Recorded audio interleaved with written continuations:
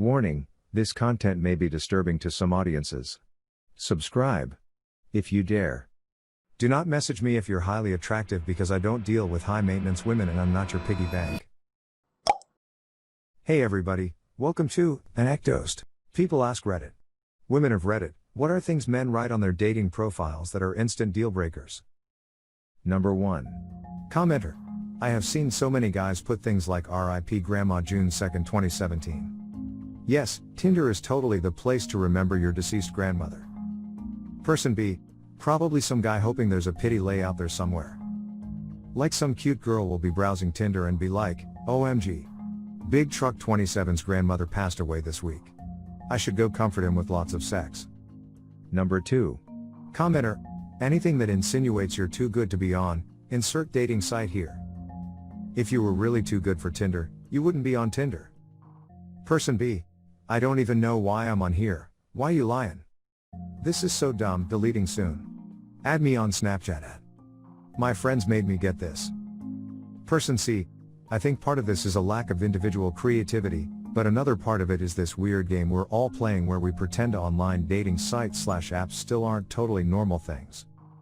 I imagine this attitude is on its last legs, but still. Number 3. Commenter. Who's gonna be my ride or die? Person B. Actually, I've seen women post it too. I almost wonder if some people who are bad at online dating parrot what they see other people post to try and look attractive to those people. Person C. The male equivalent of if you can't handle me at my worst. Person D. I saw this on a guy's profile, and laughed because I thought it was a joke. It wasn't. Number 4. Commenter. If I see I can be your Redneck Romeo one more time. Also, hearing about their ex/bad breakup. Or if I read your profile and like what I see, I may reply to your message. Chill out there, narcissist Ned. Person B. Worked with a dude who got Redneck Romeo tattooed on the back of his arms. One arm had Redneck, the other had Romeo. He got it for his girlfriend, who cheated on him. Person C. Better than ending up dead like the real Romeo. I will never understand how people find the ultimate teenage temper tantrum to be a romanticized ideal. Person D. Teenage temper tantrum? More like when two teenagers have a crush, their parents' stupid feud and a series of unfortunate events drive them to death. The whole point is that young lovers died senselessly just because the adults held a grudge. That's the sad part. That's the point of the whole final scene with both sets of parents. Their relationship might not be ideal or #relationship goals, but teenage temper tantrum isn't a fair description either. Number 5. Commenter. Not on the profile, but when they message you out of nowhere and the first thing they say is sexual.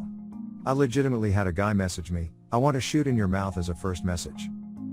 Never saw or heard from the guy before and that's how he thinks it would be appropriate to start a conversation. I mean really. Person B. It's incredible how guys ruin what could potentially be a good thing right off the bat. It's just so stupid and self-sabotaging. I have to wonder why they even joined a dating site. I messaged a guy saying I liked his beard, his response was want a ride. Come on. Number 6. Commenter. Get at me. Just chill and moo. A list of emojis I'm supposed to decipher that explain who you are. 420 is my middle name, not against it, just don't care for it emo. I'm really 19, not sure why it says 26 haha. Person B.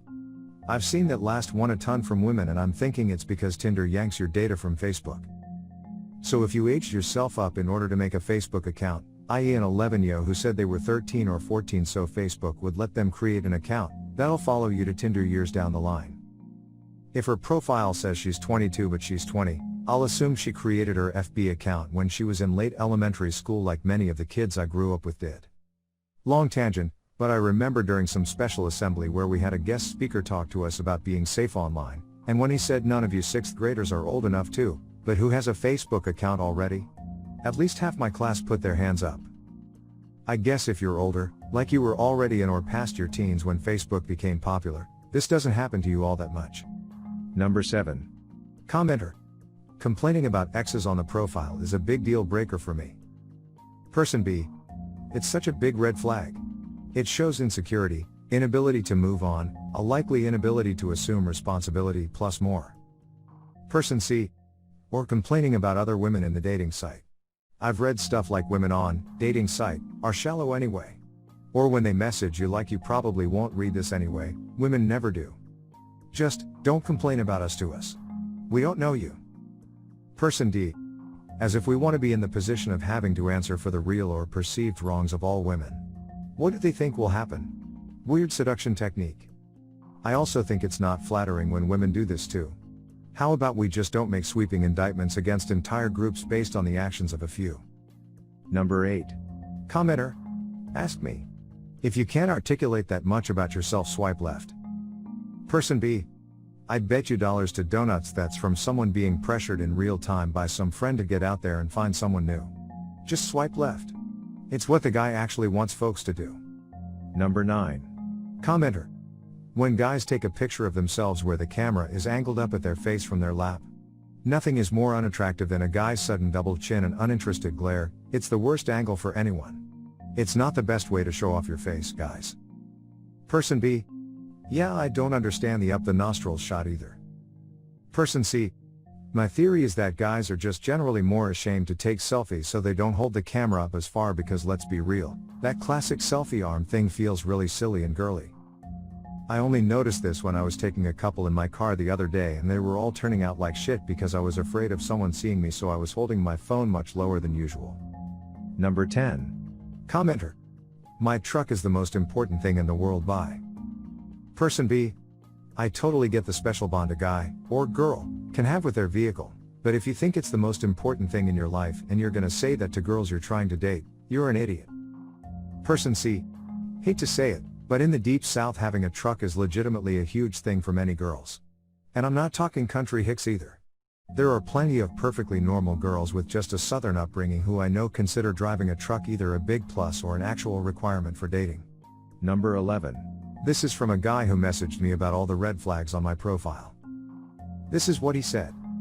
You are probably boring, so you should at least be able to have a conversation. I would rather talk on the phone than text, so it's sad that nobody here can hold a conversation. I know how chicks are on their phones. Do not message me if you are not at least average in the looks department. Today alone I saw a chick who looked like Chris Farley and another that looked like an Eggman. Do not message me if you're highly attractive because I don't deal with high maintenance women and I'm not your piggy bank. Do not message me if you have children. I refuse to raise somebody else's cum stain, and again I am not your piggy bank. Do not message me if you were a slut in the past. Shopping for a woman is like shopping for a car. Ideally we all want a new one, but if you have to settle for a used one, obviously you want the one with lower mileage. You should probably be shorter than me. Also preferably younger. You do not have to be smart, and actually I would prefer you weren't because I want a woman who brings a different perspective to the table. I am not looking for a woman who thinks she can boss me around. I am however looking for someone who is emotionally supportive and can help keep me in check when I lose my cool. I like to get absorbed in projects and have a tendency to ignore you, so if you're persistent in getting the attention you want, that helps. You can't expect me to do everything for you. A relationship is a two-way street. Don't message me if you aren't loyal. I'll drop you instantly. I'm not going to talk about myself. Do a little work to find out for yourself if you're good for anything. Number 12. Commenter. No drama or liars. My kid comes first. You don't like that, tough. So hostile. Person B. Lol. I'm a woman, in my 20s, so I don't really want to take on the responsibility of being someone's stepmom, to be honest, and if I read the second line, I'd lose interest immediately. It's totally respectable that someone prioritizes their child, as that should be the case. But I would find such a complicated and messy situation to get into. And I don't have kids of my own, so I'd be reluctant to dive in like that. Person C. I find that in general, people who say no drama actually lead the most drama-filled lives. I don't like drama, nor do I have any in my life, and I've never had to make that statement in order to accomplish that. I just don't get involved with bullshit. It doesn't make you seem enlightened to say no drama. I just think of those people who feed off of toxicity in their lives but try to say they don't like being there. Number 13. Commenter. Blank profiles.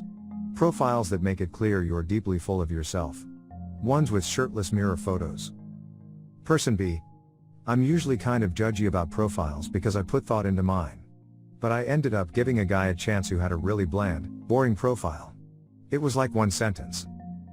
He ended up being super interesting, smart, and sweet, and we dated for a while. I think sometimes people just don't know what to say. Person C. I struggle with the dating app thing. I like to think that I am a multifaceted person, but to write anything about myself feels incredibly narcissistic and shallow. It feels so awkward to self-aggrandize like a damn peacock, yet I realize I get no traction without playing that card. Person D.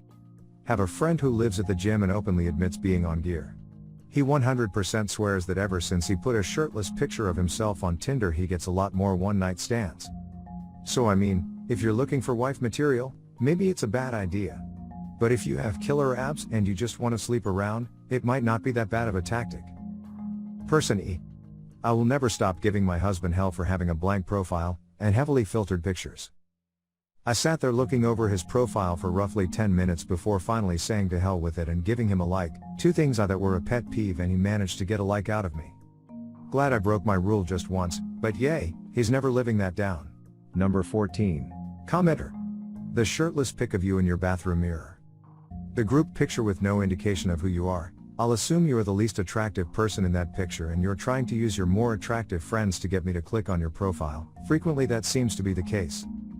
That irritates me since it feels like you are trying to pull a bait and switch. The group thing is something women are also guilty of. I'm sure it is irritating regardless of gender. That being said, a group picture is fine so long as it is not your main picture or the only picture of you that exists on the profile. Person B. Also the photo where the ex-girlfriend is clearly cropped out of the photo.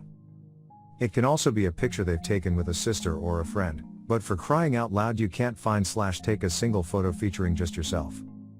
Person C. I used to have only pics of myself, and on the recommendation of girls, I added some with friends. They claim it shows that I am capable of maintaining friendships, and generally am able to get along well with people. In my perception it has helped. However, the first few photos are definitely just solo pics. Make sure to share your personal story in the comments below and have the opportunity to be featured in a future video. Also, if you like these topics, don't forget to like, subscribe, and hit the notification button to continue seeing more content like this every day. See you next time.